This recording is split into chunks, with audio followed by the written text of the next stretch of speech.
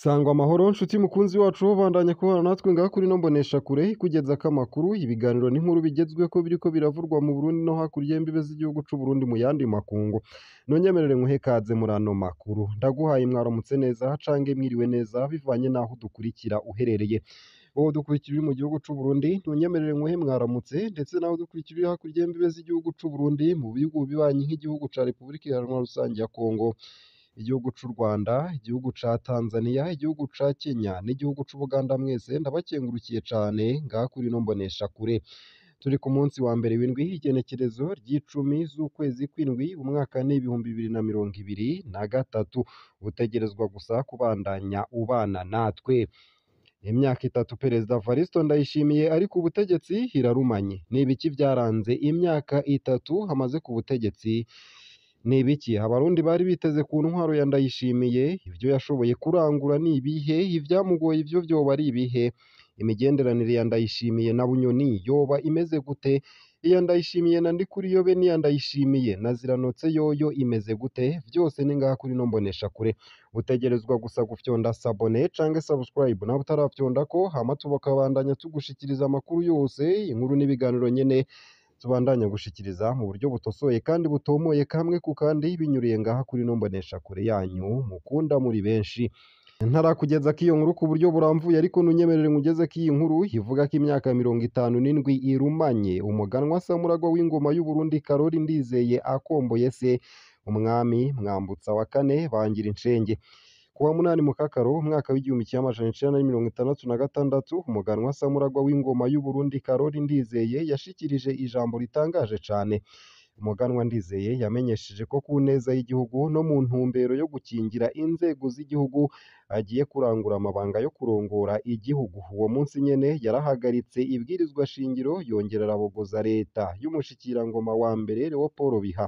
Bukeye yagenye kapitene Michel Micombero mu mabanga y'umushikirangoma wa mbere. Kuwa mbere Nyakanga umwaka w'igihumbi kimwe amajana icenda na mirongo itandatu na gatandatu Samuragwa Karori Ndizeye yahavuye yimikwa nk'umwami w'u Burundi kw'izina rya Ntare wa gatanu Karori Ndizeye. Mu migenzo y'ikirundi nta mwami yimikwa se hakiriho. Iyo babonye ko bikenewe ko himikwa uwundi mwami wahahora yasabwa kwiha ubuki agasandaba. Abakurikiranye ivya kahise bavuga ko umuganwa Ndizeye yahenzwe n'abari bashaka gutembagaza intwaro ya cami. Umuganwa Karori Ndizeye yari yatashe i Burundi mu ntango z'umwaka w'igihumbi kimwe amajana icenda na mirongo itandatu na gatandatu havuye mu mashure mu gihugu c'Ubusuwisi. Umuvyeyi wiwe umwami Mwambutsa wa kane bangira incenge yaramaze amezi 9 aho mu Busuwisi yivuza ingwara ya kanseri. Umwami yari yagiye mu Busuwisi inyuma yaho hari umugwi w'abasirikare washaka kumutembagaza no kumugandagura mu ijoro ry'uwa 18 rishira uw'icumi n'icenda Gitugutu umwaka w'igihumbi kimwe amajana icenda na mirongo itandatu na gatanu. Kuva ico gihe umwami Mwambutsa ntiyigeze agaruka mu Burundi. Yamaze amezi 9 atwarira u Burundi i Geneve mu Busuwisi. Akiza Karori Ndizeye yaraje gufasha se gukurikirana ivy'igihugu. Umuganwa Ndizeye yari akiri muto cane yari hafi gukwiza imyaka 19 y'amavuko. Yasanze indyane zikomeye mu banyapolitike ntiyamenye ko abagize abagenzi ari bo nyene bashaka gufuta ubwami mu Burundi. Umutego wo mu buto. Abumvishije umuganwa Ndizeye gutembagaza ingoma ya Mwambutsa boba bari bashatse ko umwana w'umwami ari we yerekana ko umwami ashobora gukurwa akongera akaba ari we yivugira amakosa y'ingoma. Umwana w'umwami amaze kubikora vyari vyoroshe ko abasirikare nabo batembagaza mu nyuma ingoma y'u Burundi. Muri Gitugutu umwaka w'igihumbi kimwe amajana icenda na mirongo itandatu na gatandatu umwami Karori Ndizeye yavuye atahura ko umushikirangoma wa mbere ari we Michel Micombero ashobora kuba afise izindi ntumbero. Niko gufata ingingo yo kumubogoza ariko abasirikare bacungera iradiyo y'igihugu baranyiye umwami kwinjira gutangaza ingingo ziwe. Inyinyurana rikomeye hagati y'umwami n'umushikirangoma wa mbere riba riratanguye. Kuwa 23 Munyonyo umwaka w'igihumbi kimwe amajana icenda na mirongo itandatu na gatandatu umwami Ndizeye yuriye indege imushikana i Leopoldville ni muri Kinshasa y'ubu. Mu birori vyo guhimbaza umwaka Perezida Joseph Désiré Mobutu yari amaze ku butegetsi. Imbere yo kurira indege umwami yashize umukono kw'itegeko rishinga ko umugambwe Iprona uhindutse umugambwe umwe rudende wemewe mu Burundi. Iyi ngingo yagize ingaruka zikomeye ku mateka y'u Burundi aho umugambwe Iprona wamaze imyaka 27 ari wo mugambwe wonyene wiganje mu Burundi. Iyo ikaba yaranabaye ingingo ya nyuma y'umwami Ntare wa gatanu Charles Ndizeye. Kuwa 28 Munyonyo umwaka w'igihumbi kimwe amajana icenda mirongo itandatu na gatandatu, mu gihe umwami Ndizeye yari akiri mu rugendo muri Kongo, umushikirangoma wa mbere ariwe kapitene Michel Micombero yaratangarije abarundi ko umwami abogojwe kandi ko intwaro ya cami yifuswe mu Burundi. Kuva uwo munsi Uburundi buba burinjiye muri Repubulika.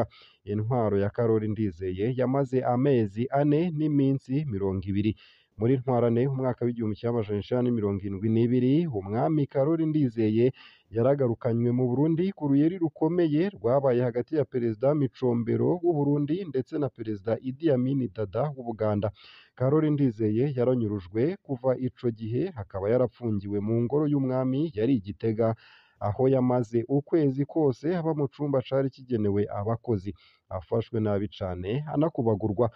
Kuwa 29 z'ukwezi kwa kane umwaka w'igihumbi kimwe amajana icenda mirongo indwi na kabiri, umwami Karori Ndizeye yaragandaguwe arasirwa mu ikambi y'abakomando i Gitega. Ikiziga bagitwara mu nkorofani mu kibanza kugeza ubu kitazwi.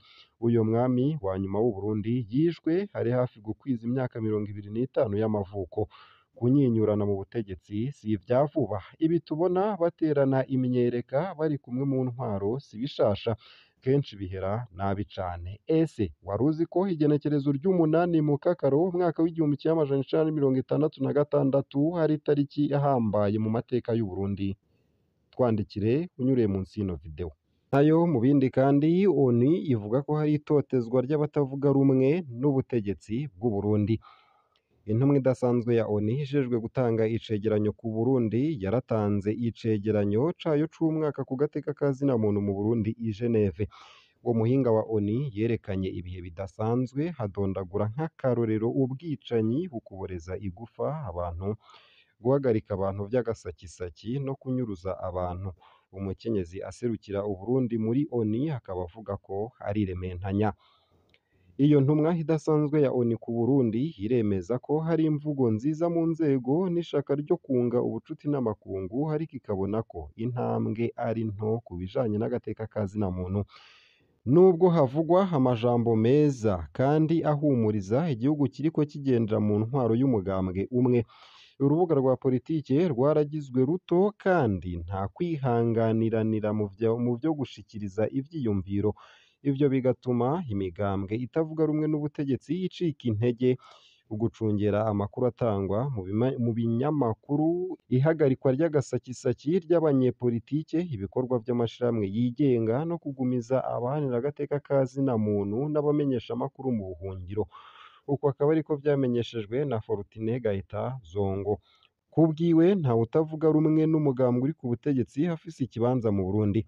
Mu gihe bari mu bikorwa vyo kwama barabwa kuvyo bakora buri mwanya, ku gutinya kwirukwa ko abaharanira agateka ka zina muntu bari mu buhungiro nibo bonyene bakora ataco binona, bagafata n'ingamba.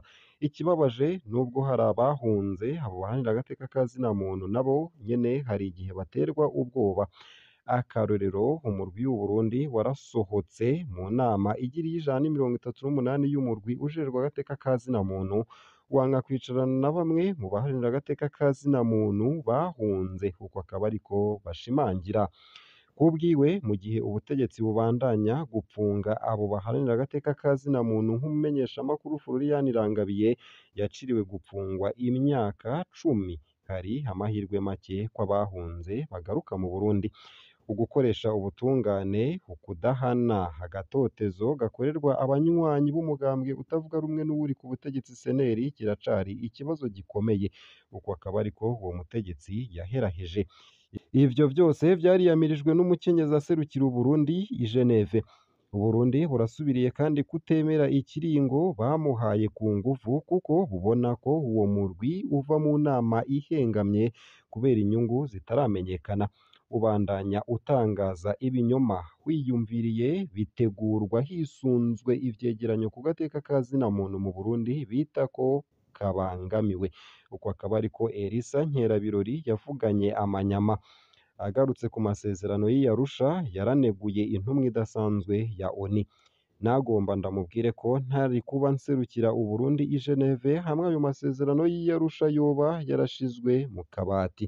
Uko akaba ariko yashikirije imbere yo kwibutsa ko Uburundi bwiyemeje kwiteza imbere, gushira ituze mu nzego z'igihugu zozo zijejwe amateka yose no guserura ivyiyumviro.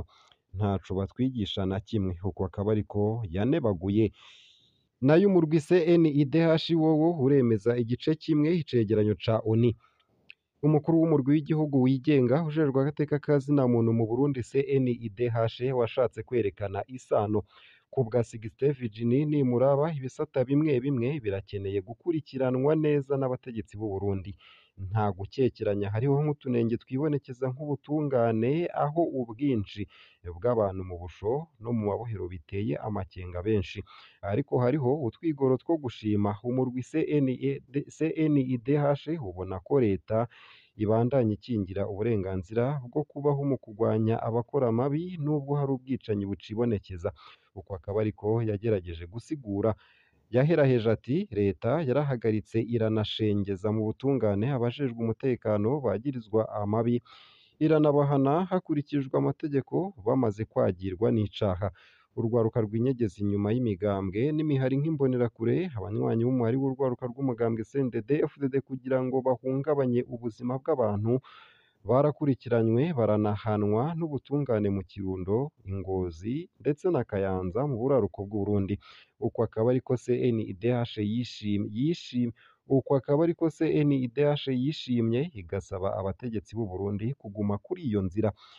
Ubumwe bwa Buraya burashima irekurwa rya batanu mu baharanira agateka ka zina muntu n'imigambi y'umukuru w'igihugu Ndayishimiye yo guhindura igisata c'ubutungane. Nubwo biruko ariko umukenyezi aserukira ubumwe bwa Buraya akaba avuga ko atewe impungenge n'ibikorwa vyo guhohotera abantu, uburyo bwo gupfunga abantu butababarira, abantu banyuruzwa no kubuza abantu gushikiriza ivyiyumviro vyabo, hamwe n'icirirwa ry'urubanza ku bamenyeshamakuru nka Florian Irangabiye. Ubumwe bwa Buraya buhamagarira Uburundi kwerekana utwigoro mu guha uburenganzira intumwa idasanzwe ya ONU no mu kwugurura ibiro vya komisariya ijejwe agateka ka zina muntu mu Burundi vyugawe kuva muri Ntwarante umwaka w'2019.